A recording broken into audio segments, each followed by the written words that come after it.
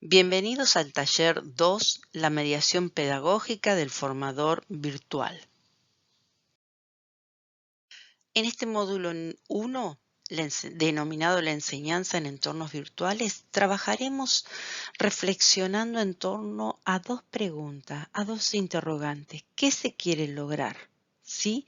En estos escenarios de educación híbrida o educación a distancia. ¿Y cómo lo podemos lograr? ¿A partir de qué conocimientos que vayan un poco más allá del disciplinar y que tengan en cuenta estas nuevas formas de aprender en estos nuevos escenarios y que conocer estas herramientas, no solamente las herramientas TIC de tecnología, información y comunicación, sino las TAC, estas tecnologías de aprendizaje y colaboración.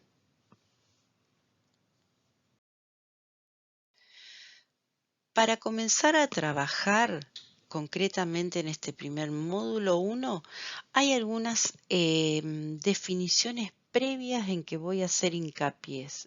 En este momento solamente voy a hacer mención a mediación pedagógica, porque este taller 2 se denomina mediación pedagógica del formador virtual. ¿Qué significa este término? Es la forma de interacción personal entre quien ejerce el rol docente y la persona estudiante, que se puede desarrollar en diversos momentos del hecho educativo y que se relaciona directamente con el proceso de aprendizaje con un fin específico o particular. Nosotros vamos a ir viendo de qué manera, ¿sí? Fíjense que está más apuntado a esa interacción, cómo vamos a comunicar, cómo vamos a transmitir lo que queremos enseñar a partir de estas herramientas que podemos llegar a hacer uso de que permitan el aprendizaje, la colaboración, la interacción, ¿sí? ¿Qué es lo que vamos a lograr en esto? Vamos a ver de qué manera podemos desarrollar las habilidades como las capacidades desarrolladas por los estudiantes para enfrentar cada una de las situaciones que nosotros les vayamos planteando dentro del entorno virtual de enseñanza. Vamos también a hablar de aprendizaje autorregulado, cuando cada estudiante va a desarrollar estrategias propias que le vayan a permitir ir regulando su proceso de aprendizaje. También vamos a hablar de aprendizaje autodirigido, cuando además de identificar a lo mejor cuáles son las estrategias que él tiene para poder ir aprendiendo, la va a ir planificando a esas acciones y esos procesos de manera sistemática y continua para poder ir cumpliendo con lo que se le requiera en el curso.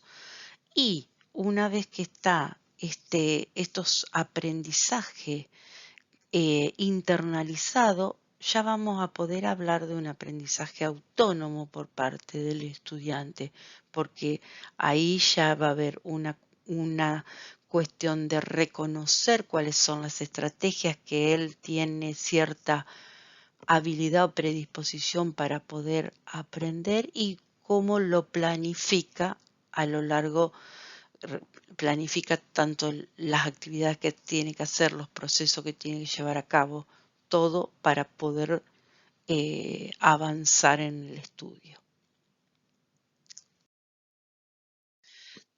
También ustedes van a ver que el entorno virtual de enseñanza-aprendizaje, el EBEA, que es el escenario sobre el cual se va a ir llevando a cabo los procesos de enseñanza y de aprendizaje, va a haber situaciones, va a haber actividades, va a haber recursos que se trabajen ya sea en forma asincrónica o sincrónica.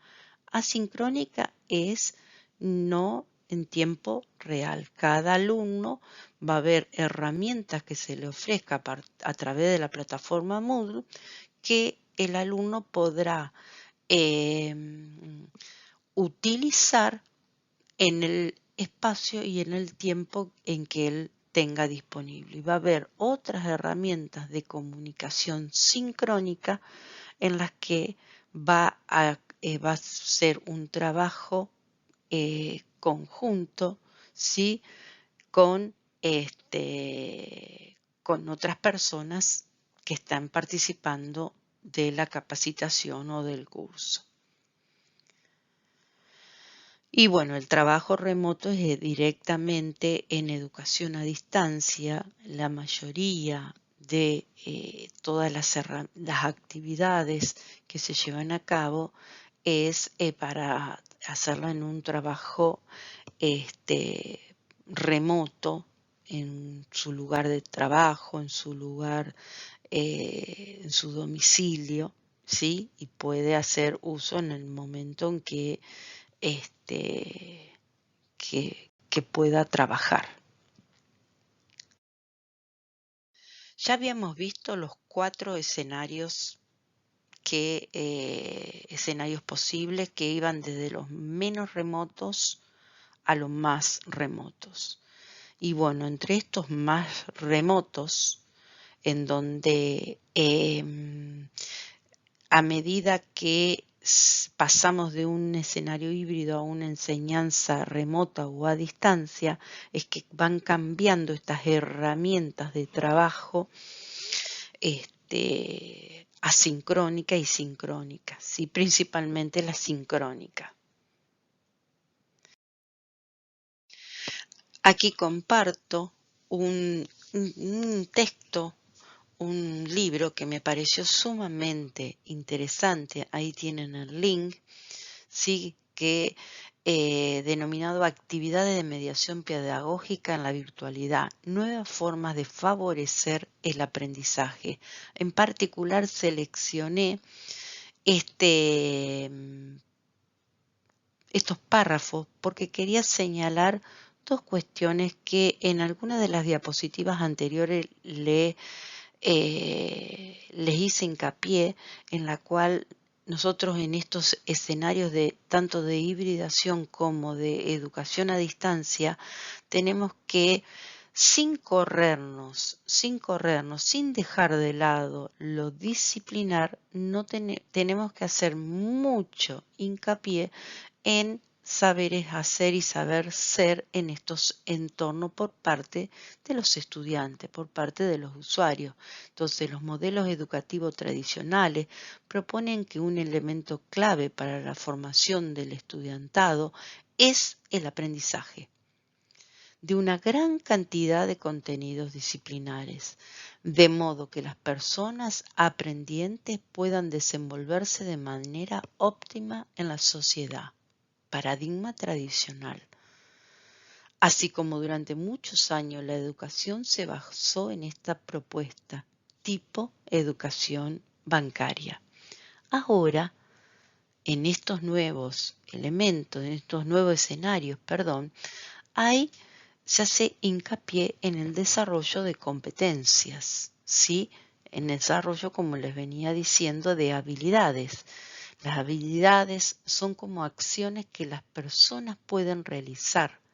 La competencia abarca la calidad y capacidad de transferencia de una acción en el tiempo y en el contexto. Es decir, nadie aplica una habilidad con la misma destreza todo el tiempo.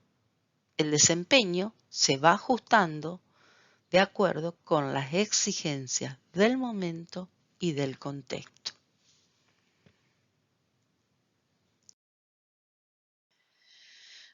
La mediación pedagógica, esa interacción entre el docente, las acciones que realiza el docente y las acciones que se le proponen al estudiante, aquí hay una serie de sugerencias para el desarrollo de las mismas por medio de tecnologías digitales. Proponer actividades didácticas donde se considere la experiencia del estudiantado, o sea, aprovechar toda la práctica previa, el contexto, ¿sí? Que los saberes, integrando estos saberes y estas habilidades en nuevas situaciones en las cuales debe poner en práctica aquello que sea capaz de hacer. Recuerden lo que les venía diciendo del saber, no solamente el saber conocer, sino el saber hacer y el saber ser. Es el nuevo paradigma de educación, ya sea en entornos virtuales como en la presencialidad. Entonces, esto permitirá fomentar la creatividad, la colaboración, la resolución de problemas, la ciudadanía local global, el pensamiento sistémico y la comunicación. También realizar actividades con las cuales el estudiantado aprenda mediante modelaje. Y acá propone diseñar videos en los cuales se expliquen y se ejemplifiquen procesos, ¿sí? Que pueda llegar a presentar diferentes casos para poder construir nuevos escenarios, preparar nuevos materiales, pensar en nuevas situaciones y que lleven a fomentar el manejo de la información, otra vez la creatividad, la comunicación, la resolución y el aprender a aprender. Diseñar una estrategia de comunicación clara, es importante analizar cuáles van a ser los canales de comunicación y de qué manera va a ser esta comunicación, ¿sí? Y también brindar posibilidades de retroalimentación interpersonal y personal, ¿sí? O sea, trabajar con esta retroalimentación de información en cada una de las instancias en donde el estudiante participe, ¿sí? Y donde es muy importante en la educación a distancia por esta cuestión del acompañamiento.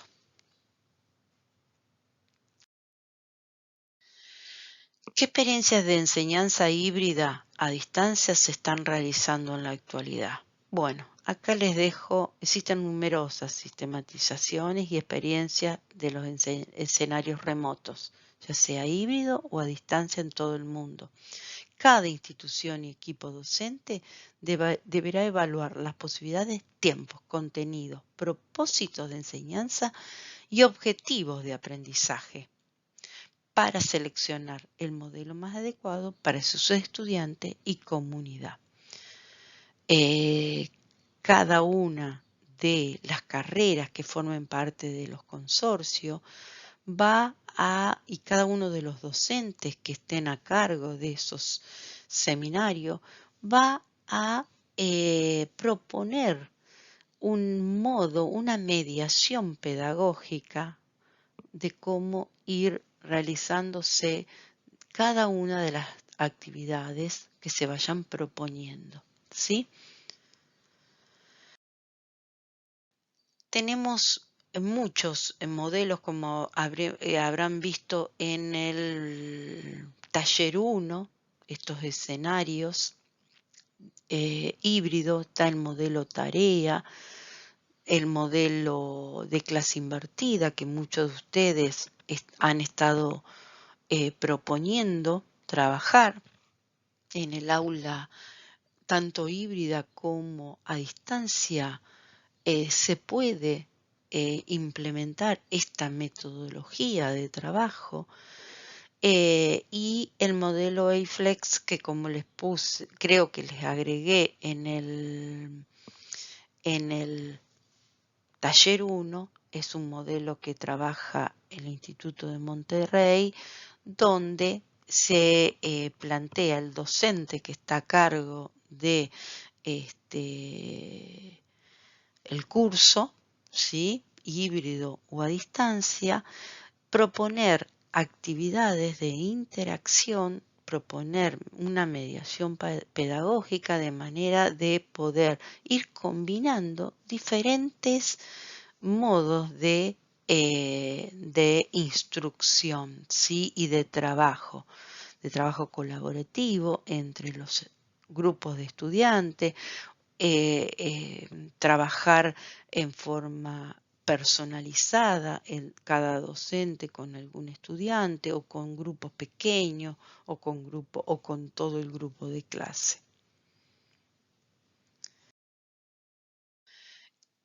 Esta tablita me pareció, ustedes en el foro del módulo 1 tienen la actividad número 1 en donde se les pregunta, se les asigna como actividad realizar un esquema o un diagrama, ¿sí?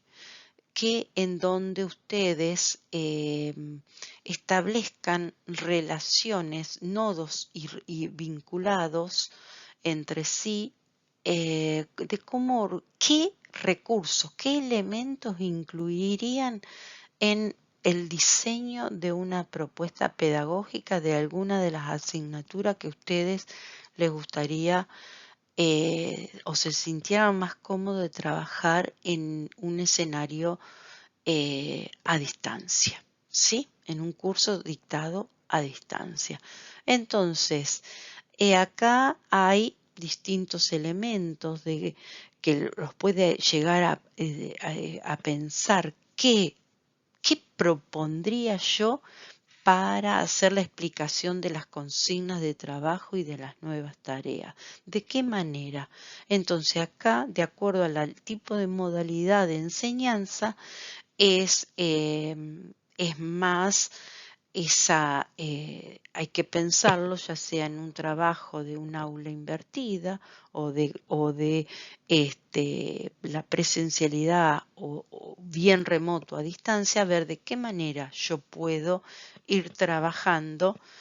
Fíjense que todas estas variables que están señaladas ahí al principio, todas en el trabajo remoto se pueden implementar, tanto en el presencial como en el remoto, ¿sí?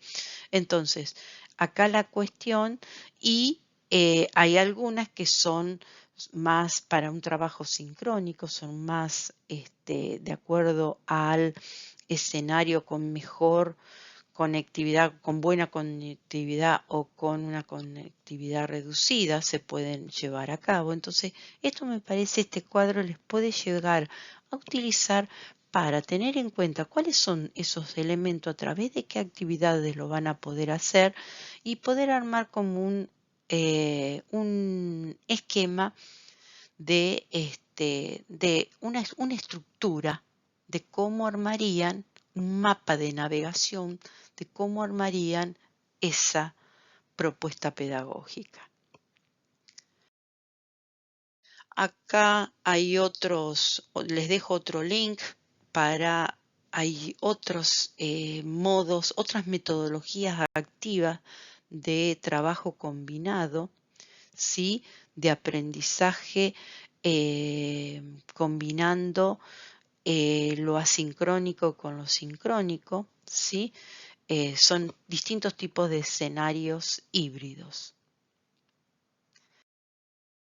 Y por último, una guía de autoevaluación en donde también ustedes, una vez que vayan haciendo esa actividad 1 y vayan señalando cuáles son los elementos y las relaciones que van a tener en cuenta en ese diseño de esa propuesta pedagógica, vayan haciendo esta evaluación y ponderando a ver de qué manera pueden ver que se tengan en cuenta estas cuestiones. Por ejemplo, son criterios. Se les prevé a los estudiantes los materiales requeridos, texto, video, contraseña, link. Bueno, ver si en esa propuesta didáctica a lo mejor se puede incluir como una sección al inicio de un link a un video que ya se organizó en otra unidad o en otro lugar donde busquen cuáles son determinados contenidos que tengan que hacer uso o materiales que tengan que buscar para poder seguir trabajando con la propuesta. Los objetivos y las actividades de la materia, ¿sí? Si vamos a incluir las actividades, evalúen, ¿promueven la interacción con el docente? ¿Hay alguna consigna que yo agrego en esa propuesta que permita interactuar con el docente? Por ejemplo, proponiéndole algo que presente alguna actividad en algún foro para que el docente o que responda a un determinado eh, o alguna determinada encuesta o cuestionario y que tenga una retroalimentación o haga alguna tarea y tenga una retroalimentación con el docente, o hay un momento de chat o de mensajería interna, ¿sí? En donde se propone en algún determinado momento del desarrollo de la propuesta que ante una duda comunicarse, ¿sí? Y la evaluación, ¿sí? Si se plantea cómo esa unidad se va a ser evaluada o cómo se puede hacer una autoevaluación, actividades de autoevaluación o actividades de heteroevaluación, etcétera. Bueno, cualquier cosa, acá están los contactos de Silvia y mío y los esperamos en el encuentro sincrónico del día 28.